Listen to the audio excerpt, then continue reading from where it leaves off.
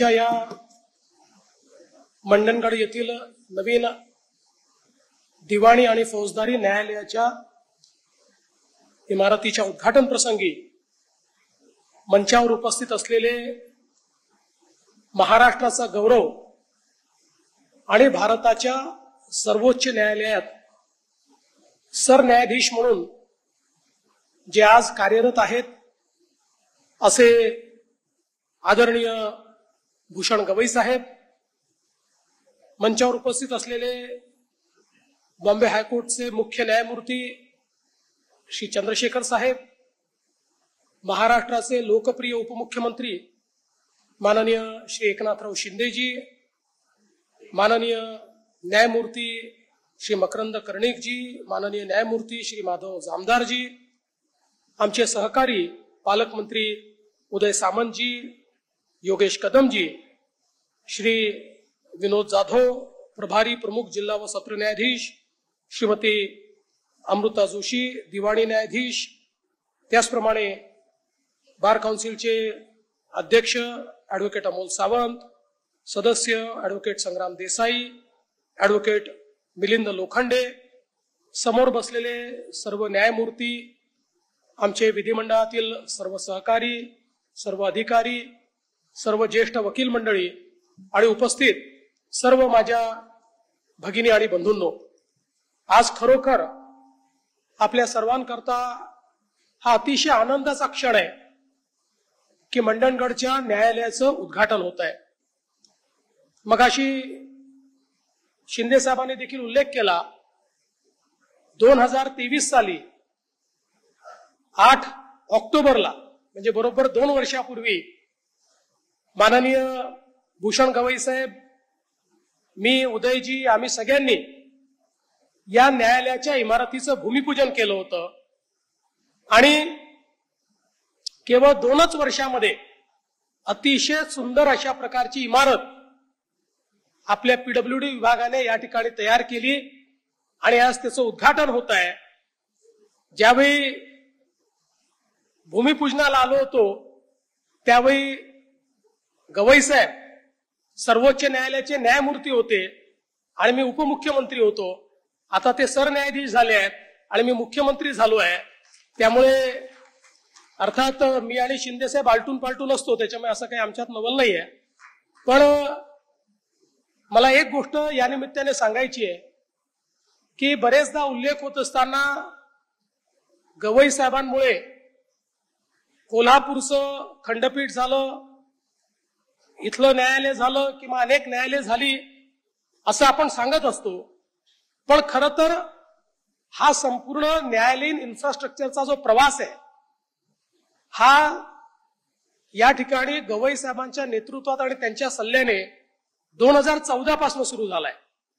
ज्यावेळी 14ला मी मुख्यमंत्री झालो त्या काळामध्ये इन्फ्रास्ट्रक्चर कमिटीचे प्रमुख म्हणून किंवा वेगवेगळ्या भूमिकेमध्ये सातत्याने गवई साहेब हे सरकारसोबत, त्यावेळेचे जे कोणी मुख्य न्यायाधीश असतील त्यांच्यासोबत एक प्रकारे सरकारमधला आणि न्यायालयातला दुवा म्हणून कुठे इन्फ्रास्ट्रक्चर तयार झालं पाहिजे, कुठे इमारती तयार झाल्या पाहिजेत, त्या लवकर कशा होतील याकडे सातत्याने ते लक्ष देत राहिले.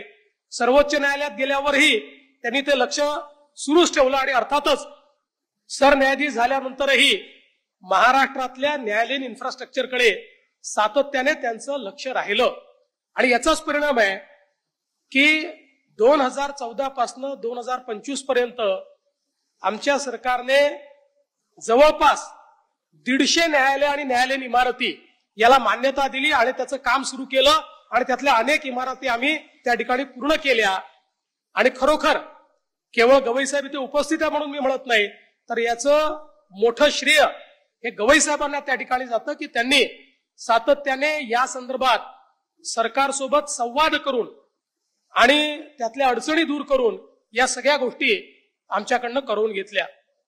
मला याही गोष्टीचा आनंद आहे की मी मुख्यमंत्री असताना, उपमुख्यमंत्री असताना आणि आताही विधी व न्याय खातं हे माझ्याकडेच ठेवलं. जेव्हा शिंदे साहेब मुख्यमंत्री होते मी त्यांना मागून घेतलं, मी म्हटलं हे खातं मला माझ्याकडे हवं आहे, कारण मी वकील आहे, जरी प्रॅक्टिस करत नसलो तरी त्यामुळे थोडं प्रेम या खात्याबद्दल विशेष माझं होतं आणि म्हणून मी शिंदे साहेबांना सांगितलं की आणि ते मुख्यमंत्री असताना देखील आम्ही जवळपास 29 वेगवेगळ्या न्यायालयीन इन्फ्रास्ट्रक्चरला त्या ठिकाणी मान्यता दिली. त्यामुळे उदय सामंतजी आपण काळजी करू नका.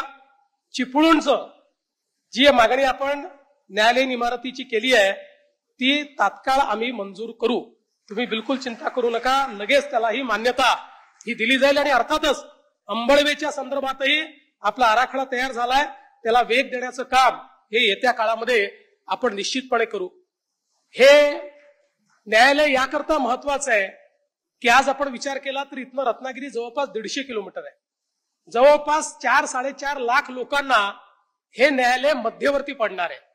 त्याच्यामुळे लोकांचा जो काही प्रवास आहे तो प्रवास हा मोठ्या प्रमाणात वाचणार आहे. लोकांचे पैसे त्याच्यामध्ये वाचणार आहे. त्याची गती देखील मोठ्या प्रमाणात वाढणार आहे. आणि म्हणूनच मला असं वाटतं की केवळ एक इमारत किंवा एक न्यायालय नाही तर लोकांकरता न्यायदानाची व्यवस्था, एक गतिशील व्यवस्था या निमित्ताने तयार झालेली आहे. आणि अर्थातच त्याचं 100% क्रेडिट हे माननीय गवई साहेबांना आहे. त्यांनी जेवढा पाठपुरावा याचा केलेला आहे, क्वचितच एखादे एवढ्या सर्वोच्च स्तरावर बसलेले न्यायमूर्ती इतका त्याचा पाठपुरावा करतात डे टू डे. म्हणजे जसं 2 वर्षात इमारतीचं काम पूर्ण करण्याचं क्रेडिट हे आमच्या पीडब्ल्यूडीला आहे, तसंच त्याच्यावर नजर ठेवून असलेल्या गवई साहेबांना देखील आहे.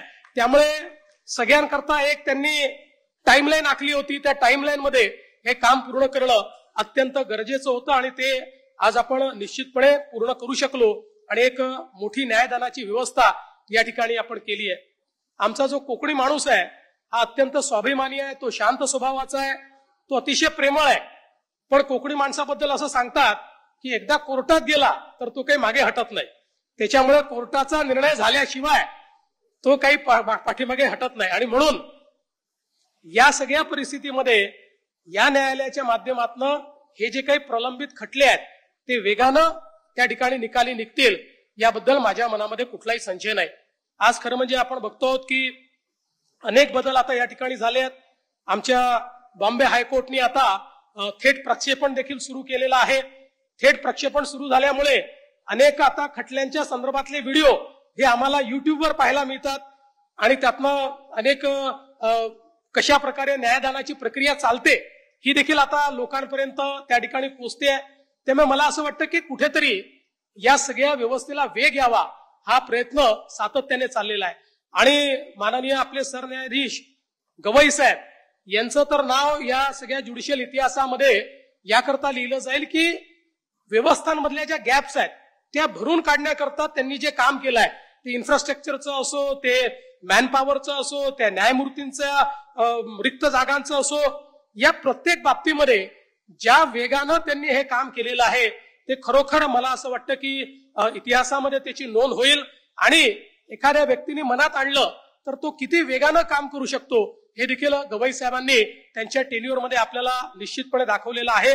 आणि आता येत्या काळामध्ये आपल्या सगळ्यांचाच हा प्रयत्न आहे, सरकार म्हणून आणि ज्युडिशियरी म्हणून, की नवीन कायदे, क्रिमिनल कायदे आलेले आहेत, त्या कायद्यांच्या माध्यमातून वेगाने लोकांना न्याय मिळाला पाहिजे, सिव्हिल कोर्टात वेगाने न्याय मिळाला पाहिजे. त्या दृष्टीने आमचं न्यायालय आम्हाला जे जे काही सूचना करेल सरकारच्या वतीनं मी आपल्याला आश्वस्त करू इच्छितो की निश्चितपणे त्या सूचनांचा अवलंब आपण करू. आपल्या भारताचे संविधानकार भारतरत्न डॉक्टर बाबासाहेब आंबेडकरांनी एक इतकं सुंदर संविधान आपल्याला दिलेलं आहे की समाजातल्या प्रत्येक व्यक्तीला संधीची समानता देखील आहे आणि प्रत्येकाकरता न्याय देखील आहे. आता व्यवस्थेवर ही जबाबदारी आहे की या संविधानाने जो विचार अपेक्षित केलेला आहे, या संविधानाने जे काही त्याचं परिवर्तन अपेक्षित केलेलं आहे ते व्यवस्थेच्या माध्यमातून अचीव करणं, तिथपर्यंत पोहोचवणं आणि पोहोचणं ही जबाबदारी आपली आहे. आणि महाराष्ट्राचं सरकार म्हणून ही जबाबदारी आम्ही चांगल्या पद्धतीनं या ठिकाणी पार पाडू हा विश्वास मी आपल्याला देतो. पुन्हा एकदा भारतरत्न डॉक्टर बाबासाहेब आंबेडकरांच्या तालुक्यामध्ये एक सुंदर अशा प्रकारचं कोर्ट या ठिकाणी तयार झाल्याबद्दल या तालुक्याच्या आणि जिल्ह्याच्या सर्व नागरिकांचं अतिशय मनपूर्वक अभिनंदन करतो आणि माझं बोलणं संपवतो. धन्यवाद. जय हिंद, जय महाराष्ट्र.